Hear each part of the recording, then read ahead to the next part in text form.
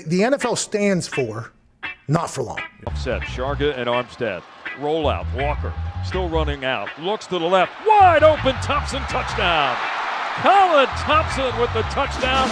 There was nobody within 20 yards of him. What a catch off the bobble. Colin Thompson scoops it up. Lofting corner, the end zone. It is caught for the touchdown.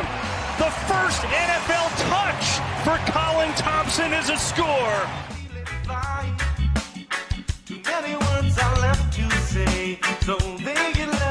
What's up, everybody? Welcome back to another edition of the Colin Thompson Show, presented by Not For Long Media. Brought to you by our friends over at the Fudge Kitchen. They ship fudge and sweet treats across the country. FudgeKitchens.com. Check them out. A great little gift. Mixing things up. Always a great mix-up. I love sending people fudge, chocolate, sweet treats. Always a little bit better than your normal gifts for the holidays or for birthdays or for whatever it may be. Valentine's Day is coming ever so quickly. So breaking news in the college football world, of course, Nick Saban stepping away from college football. First thing comes to mind is a fun story of my recruitment back in the day from Alabama and Nick Saban calling my head coach in high school, Steve Devlin. So I was in the weight room and Coach Devlin comes in the weight room, pulls me out of it, says, "You need to come see me in the office." I thought I was in trouble. I've always had that guilty conscience on me. And Coach Devlin hands me the phone. He said, "It's Nick Saban from Alabama. Go." And I talked to Coach Saban for probably about 30 seconds. It wasn't really long, but hey, man, we're going to offer you a full scholarship. I think you're a great player. I think you'll be a great player for us at Alabama. Let's get on a Zoom call and let's start the recruiting process and get to know each other a little bit more. We really never Zoomed after that again. A little bit of contact here and there, but the recruitment kind of took off at the University of Florida because of several reasons. And I ended up obviously not going to Alabama, but I'll never forget that moment, hearing his voice on the phone and my heart's just sinking and just pounding out of my chest, being like, holy cow, Nick Saban just called me and offered me a scholarship. I'm just some kid from Doylestown, Pennsylvania, who just wanted to play college football, let alone have Nick Saban call you and offer you a scholarship. So truly was blown away, and just something I'll never forget, him giving me a phone call and saying, "Hey, let's Zoom." So that shows all you young kids out there where we were at in that point of time. For sure. They ended up sending up a recruiting coordinator or maybe a position coach who ended up like filming everything we did in the weight room and was like really up close and personal more than any other coach in the recruiting process. I don't know if that was legal or not. I think it was, but it was definitely a unique tactic, and they were one of a kind recruiters, and something I'll never forget about Nick Saban. So there's lots to unpack about this situation. First and foremost, it's a sad day for college football. It's a horrible day for college football.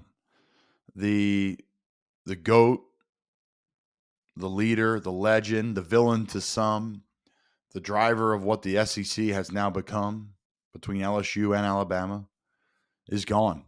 If I'm a coach in another division, if I'm a coach in the SEC, I am doing cartwheels, somersaults, jumping jacks, because it's an open field now. It's an open field, completely open field, because you're losing the greatest football coach of all time in a season where they were supposed to be their worst, ended up almost winning a Final Four matchup and getting into the national title game. Crazy moments wrapping out the season. Obviously, the 4th and 30 plus that happened against Auburn, you name it. There's plenty of things that happen all season long.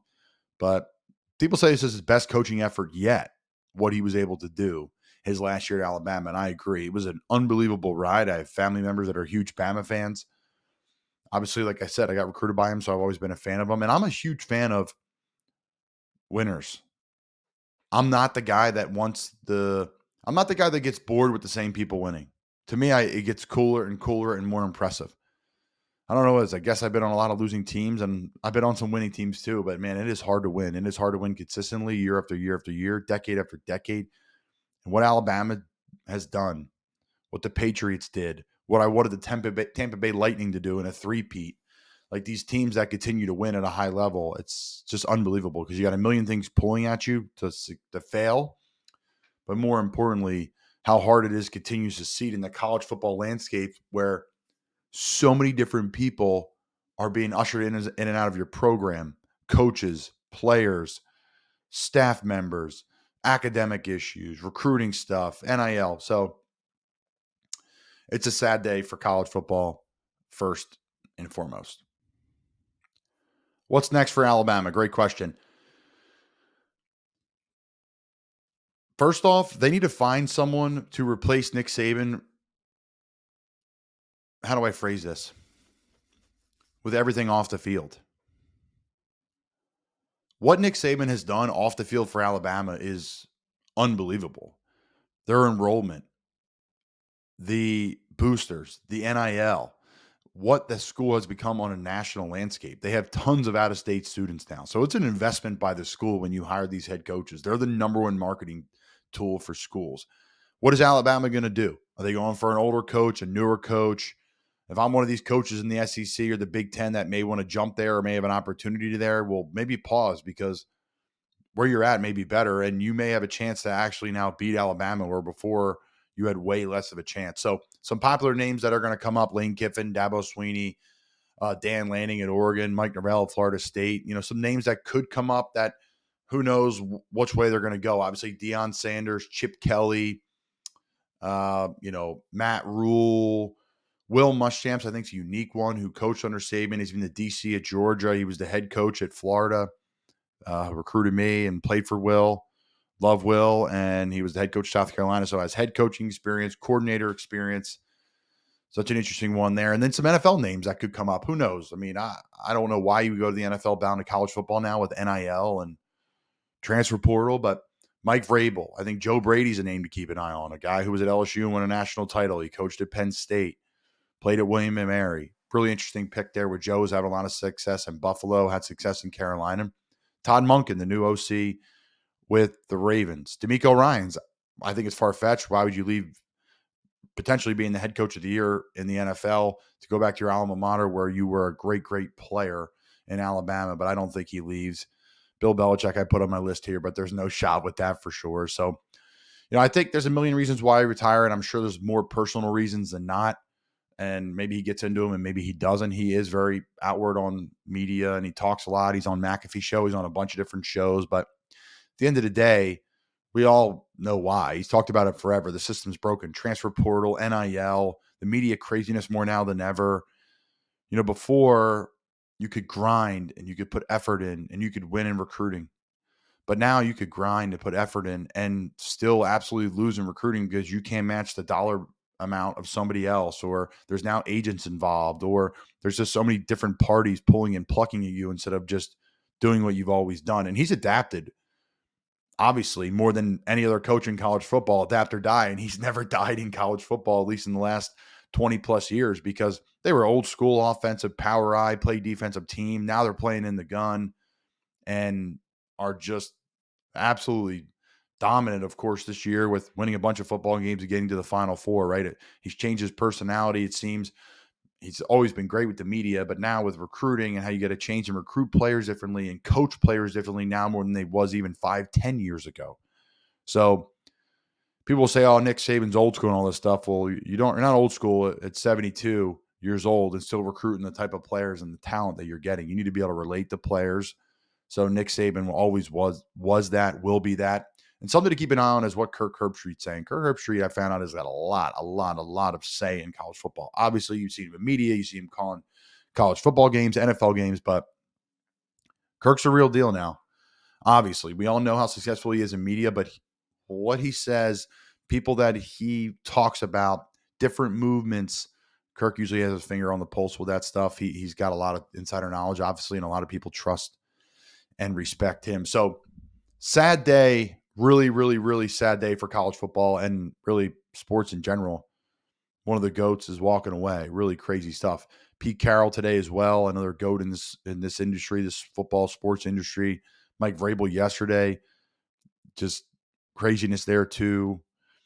So a lot of change in the football atmosphere, and within the last 72 hours, there's been chaos. And I think in the next 72 hours, there's going to continue to be chaos. Really something to look at this weekend is these playoff teams. These playoff teams Are all these coaches going to keep their job, or are all these coaches going to stay where they're at? Win or lose, are all these coaches in the NFL going to keep their job or stay where they're at? And I said it on my broadcast yesterday. A lot of my opinions I can't share because I'm trying to get back in this league. I'm going to give it another shot, give it another year. Why not? I love the game. I'm in the best shape of my life. I feel great. I'm going to keep playing, see if I can get an opportunity. But there's going to be some changes with some people and some primes of people. And the Pete Carroll one surprised me. I mean, that's shocking, but understood, in the 70s and things like that. So tough day in college football. Tough day for college football. Hey, guys, looking for financial advice? Check out our friends over at Wealth Advisory Services. They've been fantastic to me. Shoot me a text, DM. I'll put you in touch with Paul and their team. They've just been great, honestly. I talk about them all the time in here. They've been one of my sponsors all the way through. But really, I work with them personally. My family works with them personally for a decade now plus. And, they support the show, but really, they support me, my family, buying houses, investment, helping businesses with 401k planning, short-term investment, long-term investment, different things you're doing. They're going to help you achieve your goals. Check them out, wealthadvisoryservices.com. If you don't know them, you should. If you don't know them, you can shoot me a text or DM me. I'll send you their contacts personally. Truly, truly fabulous, fabulous, fabulous people. All right, so Dan Quinn is up for multiple head coaching jobs now. Second, third year in a row. DQ has been on the open market and kind of waiting for the right job and the right opportunity. We'll see if that fits him. He had interviews last year and turned them down. But I thought it was fitting to talk about Dan Quinn and the type of person he is and just share a little story about Dan Quinn when he was defensive coordinator of Florida and he recruited me, on story on the beginning and story on the end. So in the beginning, we had the normal home visit. Derek Lewis, Dan Quinn, and Will Muschamp come to my parents' house. We have family there. We have friends there. We have pasta and meatballs. My grandma was making the homemade meatballs, and she's all stressed out that all these coaches are coming. And now to this day, when we watching football, my grandma was like, "Hey, that's Dan Quinn." They're always showing Dan Quinn in the booth. She's like, "I made meatballs for him." Yes, you did, Graham, and they were really good, the best she ever made. So Dan just came into the house and was just, he's kind of from the Northeast. He's got that great big personality, the great big smile, the big embrace and the hug and the toughness, the guy that you want to play for that's going to hold you accountable, but also is super smart and works super hard. Like, that's Dan Quinn. Very personable, very positive, very uplifting. So that's kind of my first story. My second story, I was leaving Florida and I had a bunch of lower body injuries and I was a mess, like physically not in great shape. I couldn't really run or do any cardio. Like, it was just not good. And that's why I ended up leaving Florida, medically disqualified. So Dan was leaving for the NFL, or maybe he was in the NFL already and he came back. Maybe he was in Seattle scouting. I think he was. And he saw me training as I was transferring Florida. He kind of put his arm around me and he was like, "All right, now you're starting to look like an NFL tight end." I'll never forget that. And that kept me moving, like, okay, you know what? Maybe I am making some progress and going in the right direction, because I was at rock bottom in Florida. Their medical staff said I'll never play football again. So to hear that from Dan, that motivated me. And then lastly, we were playing Atlanta. This is 2021, I believe. 2020, 2021, one of those seasons, DQs last year. And right before the game came up to me, like, gave me a giant hug. He just like, "Dude, I'm so proud of you. I can't believe we're on this field together. Like, where we were when we both left each other to here now is something I'll never forget."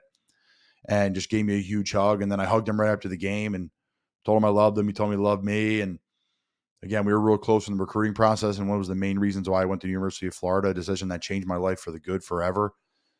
And I'll never forget that. And he got fired, like, whatever it was, an hour later by, the Atlanta Falcons franchise. So that just shows you the character of that man after losing to us in Carolina, to be tough, to just be a legend of the game. That's DQ. And whoever gets Dan Quinn is getting a caring, loving, compassionate, just a guy who gets it in this football business about family and building relationships and doing it the right way. DQ is fantastic. You saw what he did in Atlanta.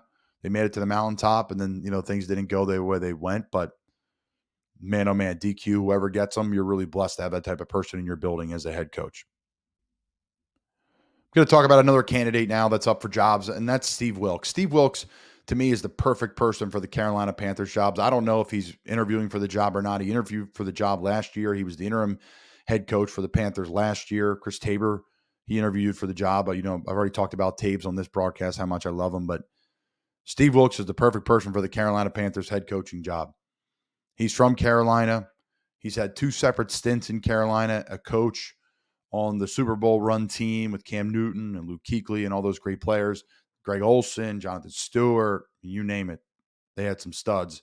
He was working with the defensive back, I believe, during that stint. And then Carolina, Coach Rule brought him in. He was working with DBs again, working with the defensive staff, and then the interim head coach. And you guys saw what we did in Carolina. We really took off those last, whatever that was. I think it was 10 games. It was quite some time. And you could feel the momentum of the building shift. I've heard how unbelievable he was with the front office and scouting. I know he was great to the players and coaches. And he really revitalized the building that was just down. Traded C-Mac, got rid of Baker Mayfield, fired the head coach that brought a lot of us in that building. And here comes Steve Wilks, and he was unbelievable to play for. He took care of people. He was personable. He cared about family and friends, like truly, truly cared about your family and friends. Was an unbelievable coach and a great X's and O's coach, as well as, again, someone who's really relatable. So Steve Wilks would be perfect for that job in Carolina. I know he didn't get it the first time. He may get another job before that even comes about, and I wish him nothing but the best of luck. He's a first-class man, first-class coach, a great football coach. There's a lot of really good coaches in this league, and I'm glad some of these guys that are, defensive backs coach, a defensive coordinator, a special teams coach are getting these opportunities now, because truly these guys all deserve jobs. And Steve Wilks, in my opinion, would be ideal for the Panthers, a perfect match for the future of that franchise, and someone that I think the fan base would really get around. All right, so there's a coordinators list that came out. The NFLPA, people say some of the best things that the NFLPA has empowered players with is the power for us to vote. And what does that mean? To vote on different things inside the building. Last year, stuff came out about buildings and coaches, and I'm talking facilities where players are, the facility, the place you call home, 10 months a year. And vote, like, what's the meal staff like? What's the training staff like? Is the locker room big enough? Like, all the little things that fans think are state of the art, but they're not. It's not college football. There's recruiting, and you're trying to get these parents sold and get these kids sold on academics and, the big hot tubs and cold tubs and all that stuff. Like, the NFL doesn't have to do that at all, especially the ones that keep on winning. People reinvest back into their franchise, but they don't really need to some extent. Like, they own it. It's not college. You're not recruiting. You're drafting kids and you're getting free agents. So usually if you can pay the most, you get the free agent at the end of the day anyways. But a lot of NFL facilities are updated and are really nice. Minnesota was incredible. That's a brand new facility to some extent. I was there in training camp, as you guys know, and that one really, really, truly blew me away. All I've done is talk about how awesome that franchise was. So, okay, let's unpack this list that the NFLPA put together, because I think it's really cool. They asked players to kind of dive in on the top coordinators and give a vote on what they think the top coordinators are. Now, I wish they gave out the full list, because I think they should. So the top 5 defensive coordinators: Aaron Glenn, Detroit Lions; Steve Wilks, San Francisco 49ers; Dan Quinn, Dallas Cowboys; Brian Flores, the Minnesota Vikings; Raheem Morris with the Rams. Now, I've played for Wilks, Quinn, and Flores. Now, I was on the offensive side of the field for Flores, but I got to face his defense every day in training camp. Steve Wilks should be an NFL head coach. I think he'd be perfect for the Carolina Panthers. Dan Quinn should be an NFL head coach. Would be perfect for a lot of great franchises. Brian Flores was a head coach, should be an NFL head coach, a leader, competitive, tough. Love what he's doing with the Minnesota Vikings defense here. All the pressures, the different ways they use different players on that defense that is so, so good. So Steve Wilks, for sure. Toughness, grit, relatability to players. I think Dan Quinn's got the very, very similar attributes: toughness, grit, relatable. Love DQ, and Brian Flores too. A lot of very similar attributes between those defensive coordinators. Again, I'm just talking about the guys that I work with in particular. All right, let's move over to the offensive side of things.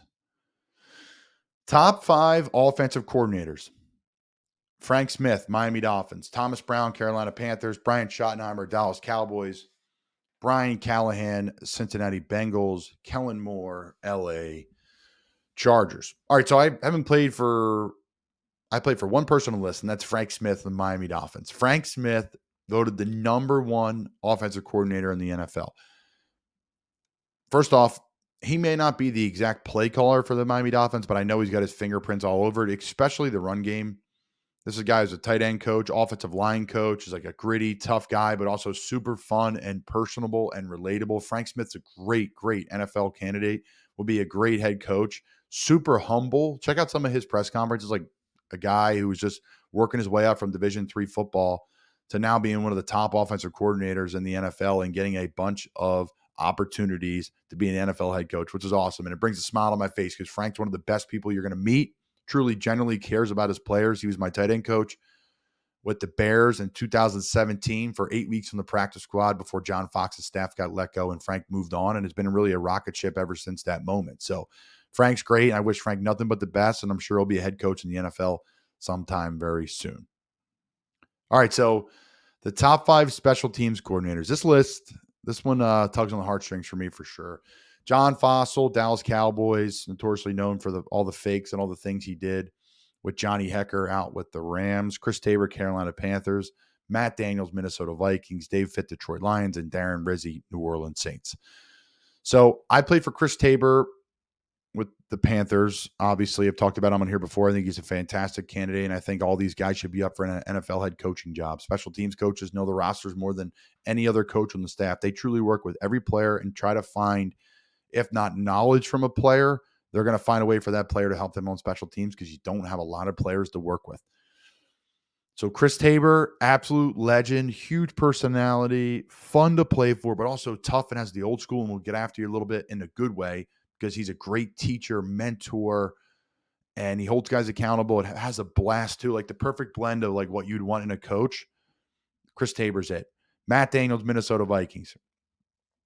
You're going to hear more about this guy as you continue to move forward through the NFL, as your fandom continues to grow. The Minnesota Vikings and what they're doing, I've had just nothing but praise for that organization. Matt Daniels will come in. He's got the little light music playing in the background.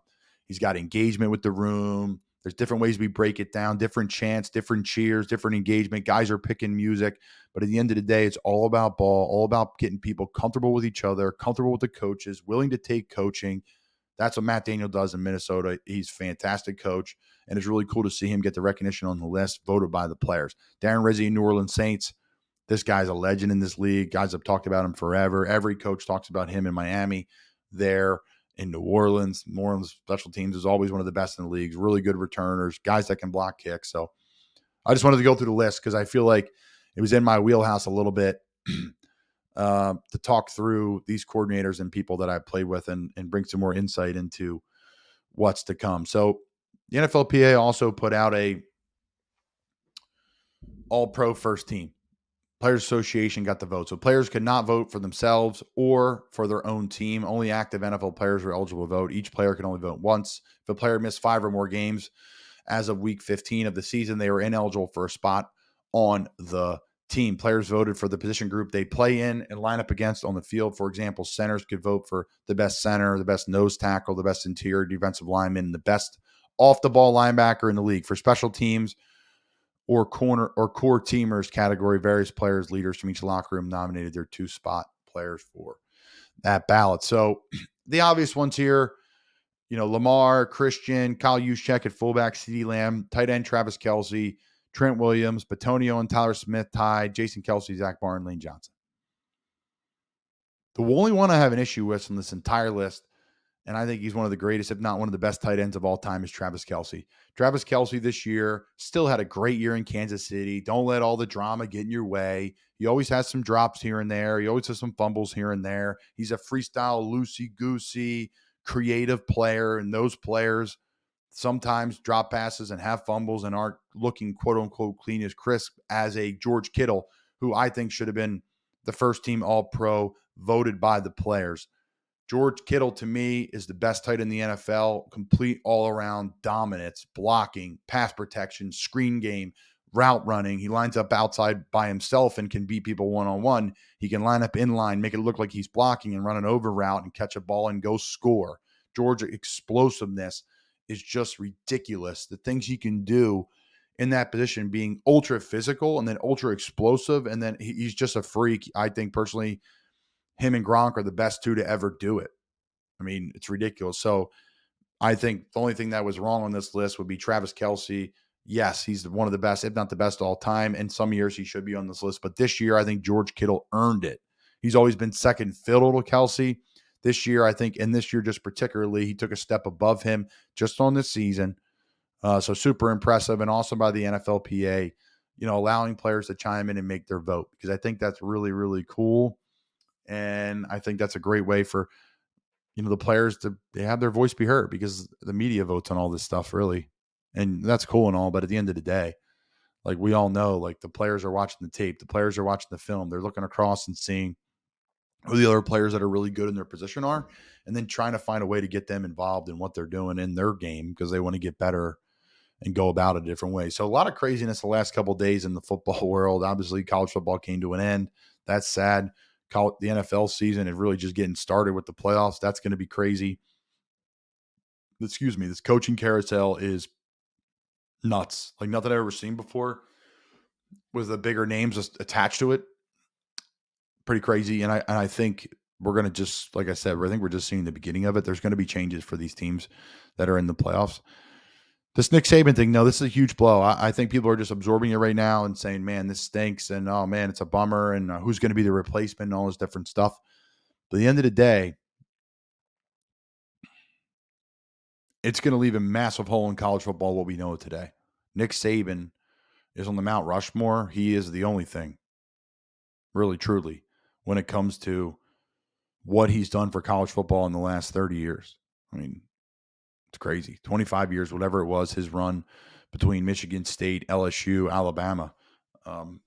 He's one of the best, if not the best, football coach of all time. And in this media consumption world we're in today, we consume so much stuff. And my timeline's just consumed by him at a podium, constantly talking about leadership, mentorship. And you could see why the guy just produces and pumps out, more first-round picks than anybody in the history of college football, plus I think 10 or 15, whatever it was, above Joe Pa. So I digress. I want to jump on here tonight and talk about it. There's a lot going on in the sports world. A lot of people are texting, calling, thoughts, and giving me a bunch of stuff, but I really wanted to,